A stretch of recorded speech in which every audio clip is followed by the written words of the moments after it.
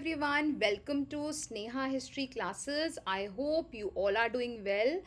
आज इस वीडियो में हम बात करने वाले हैं nature of the revolt of 1857। तो क्या नेचर था, इसको हम स्पेसिफिकली डिस्कस करेंगे। बाकी इससे रिलेटेड 1857 के रिवोल्ट से रिलेटेड बहुत सारी वीडियोस मैंने ऑलरेडी अपलोड कर दी है। आप प्लीज़ जाके पहले वो देख लीजिए।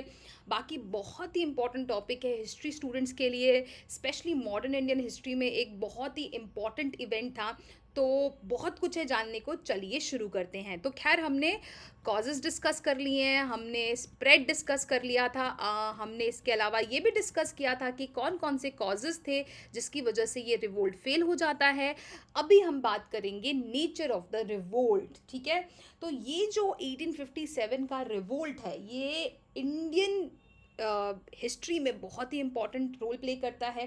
Specially British rule in India की अगर हम बात करें तो उसमें बहुत इंपॉर्टेंट रोल प्ले करता है। यहाँ से आप देखेंगे जो ब्रिटिश का कैरेक्टर था, जो ब्रिटिश रूल जिस तरीके से कर रहा था अभी तक, ब्रिटिश, आपको पता है ब्रिटिश ईस्ट इंडिया कंपनी ही चलाती थी इंडिया को इस समय तक।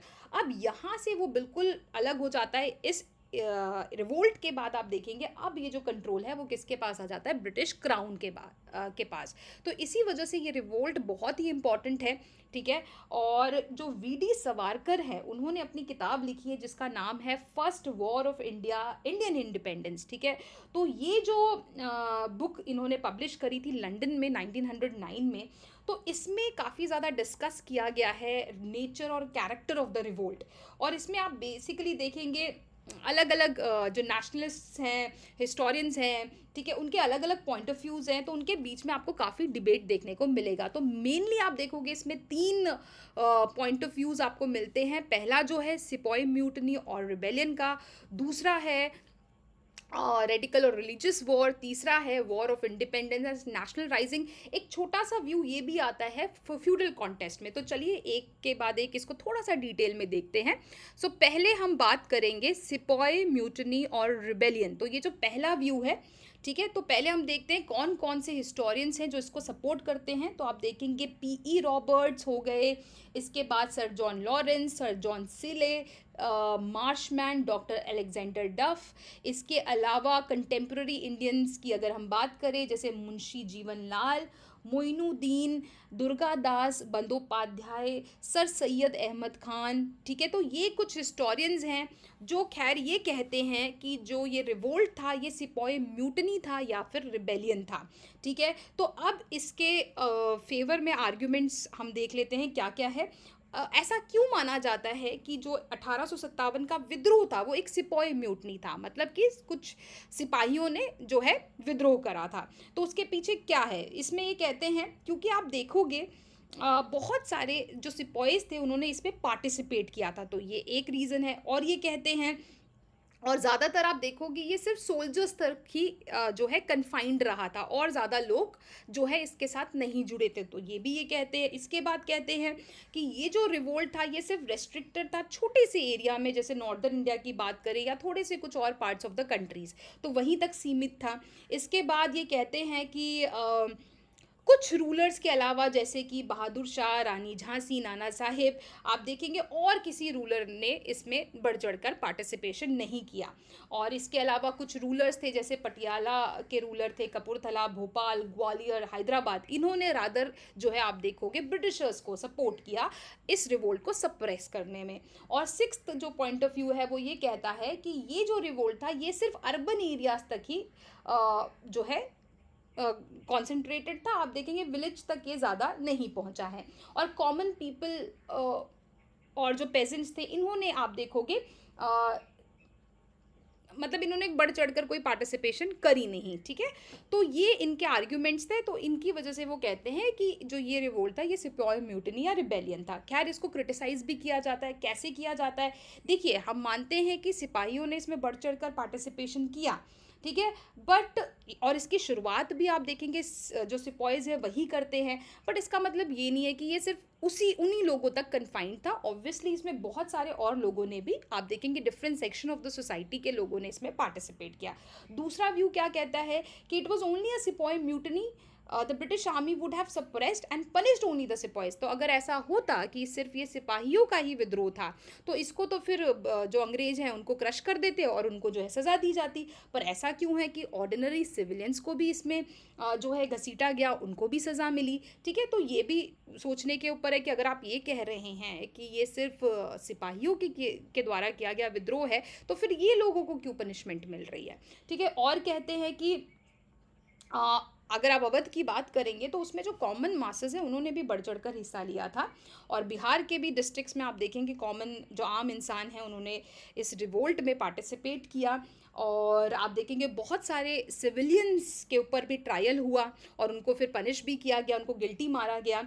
और इसके साथ साथ हाँ, ये ज़रूर मानते हैं कि म्यूटनी मतलब जो है मिलिट्री डिसकंटेंट की वजह से इसकी शुरुआत हुई थी, क्योंकि जो सोल्जर्स थे, जो सिपाही थे, वो खुश नहीं थे कारतूस वाले हथियारों से। हाँ, इसकी शुरुआत वहाँ से होती है, पर फिर ये आगे आप देखोगे बढ़ता है और इसमें बहुत सारे लोग जो हैं पार्टिसिपेट करते हैं। तो ये एक डिबेट है, ये एक पॉइंट ऑफ व्यू है। दूसरा हम देखते हैं पॉइंट ऑफ व्यू जो कहता है इट वॉज अ रेडिकल और रिलीजियस वॉर। ठीक है, सो यहाँ पे आप देखेंगे जो हिस्टोरियंस इसको सपोर्ट करते हैं, इसमें मेनली आप देखेंगे यूरोपियन हिस्टोरियंस ही हैं, जैसे कि L.E.R. Rees, captain J.G. Medley, T.R.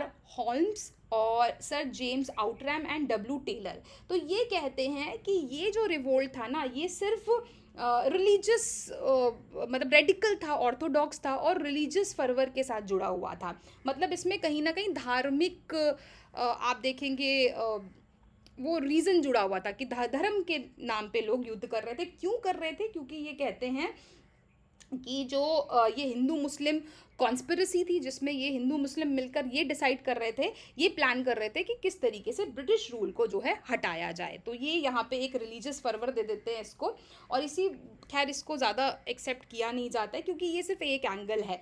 सो ये जो एक्सप्लेनेशन है ये सेटिस्फैक्ट्री नहीं मानी जाती है, ये फॉल्स आप देखेंगे रेशल मतलब ये फॉल्स क्लेम है।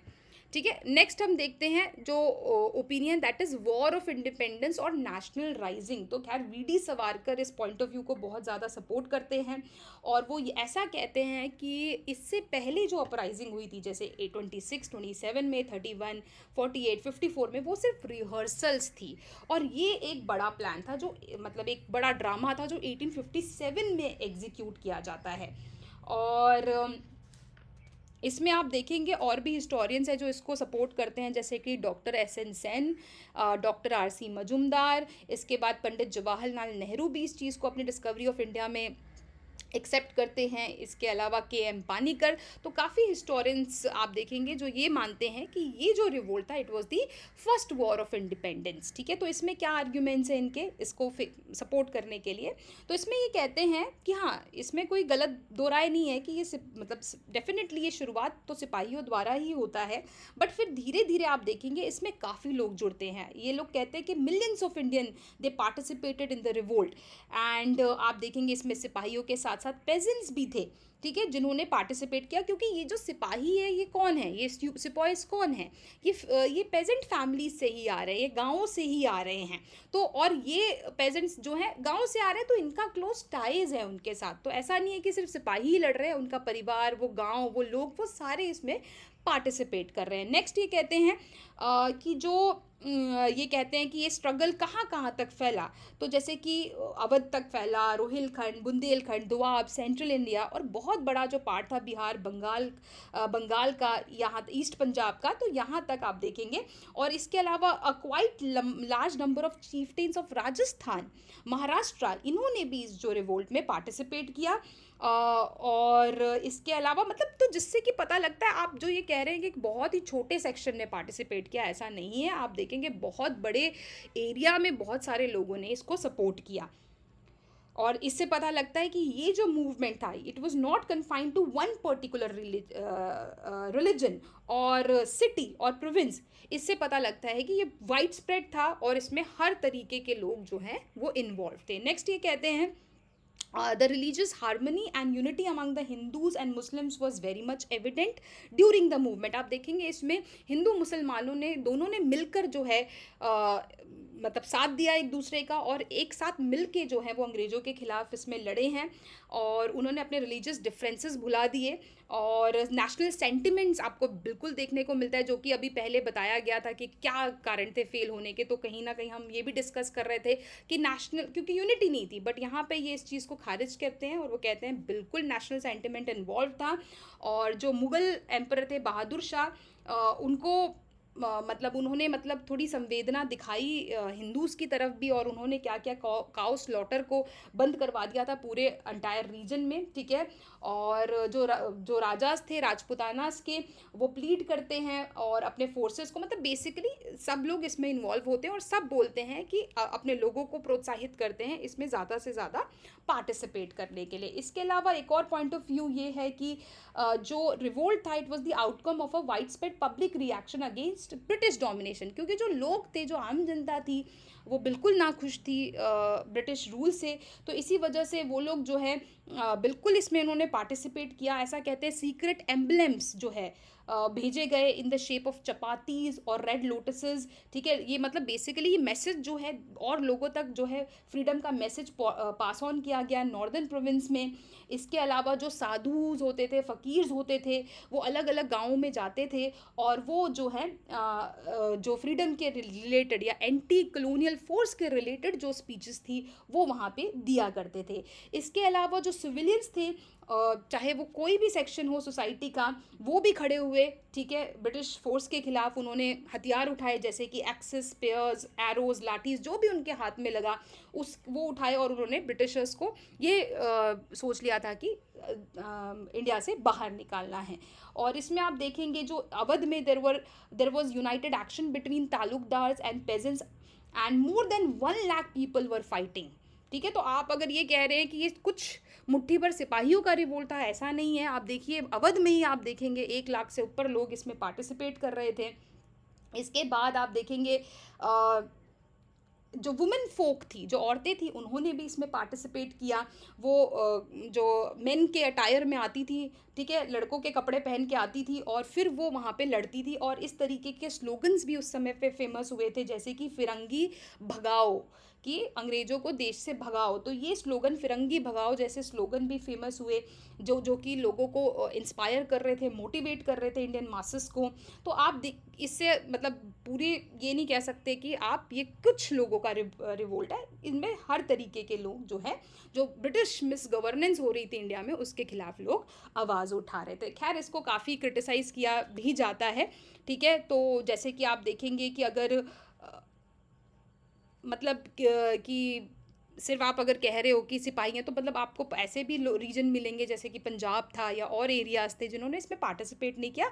ज़मींदार जैसे थे या एजुकेटेड क्लास की बात करें तो उन्होंने पार्टिसिपेट नहीं किया इसमें, रादर उन्होंने ब्रिटिशर्स का साथ दिया। तो ये कहना कि ये जो रिवोल्ट था वो सिर्फ मतलब वो हर सेक्शन ऑफ द सोसाइटी का था, तो ऐसा गलत है। तो खैर, इसको भी कुछ लोग क्रिटिसाइज़ करते हैं, इस थ्योरी को भी। और लास्ट जो फ्यूडल कॉन्टेस्ट है, इसमें खैर यही बोला जाता है कि ये जो रिवोल्ट था, वो लोग जो है ब्रिटिशर्स के खिलाफ तो लड़ ही रहे थे, इसके अलावा जो फ्यूडल स्ट्रक्चर है सोसाइटी का, ठीक है, जिसमें ज़मींदार हैं या राजा है जो अपने हिसाब से चलाते हैं, उसके खिलाफ भी ये रिवोल्ट था। बट खैर, इसको लोग ये जो फ्यूडल कॉन्टेस्ट है इसको ज़्यादा माना नहीं जाता है।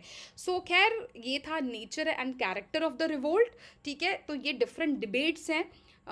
खैर, मॉडर्न हिस्टोरियंस जो अभी के हैं वो ज़्यादातर तो यही मानते हैं कि it was the first war of independence. But खैर, हिस्ट्री है तो हिस्ट्री में डिफरेंट काइंड ऑफ ओपिनियन होंगे, ठीक है। जो नेशनलिस्ट हैं वो अपना पॉइंट ऑफ व्यू रखेंगे, मार्क्सिस्ट का अपना अलग है, सबाल्टन का अपना अलग है, ठीक है, एडमिनिस्ट्रेटिव हिस्टोरियंस, ब्रिटिश हिस्टोरियंस का अलग है। तो इस तरीके से आपको डिफरेंट पॉइंट ऑफ व्यूज़ देखने को मिलेंगे। तो वो डिबेट मैंने आपको इस वीडियो में समझाने की कोशिश करी है। अगर आपको वीडियो पसंद आई है so please do not forget to subscribe the channel, like, share and comment. बाकी कोई डाउट है तो आप वीडियो के कमेंट सेक्शन में पूछ सकते हो, और इससे रिलेटेड स्टडी मटेरियल आपको टेलीग्राम चैनल पे मिल जाएगा। Thank you so much for watching the video. I will see you in the next video. Till then, take care, stay safe.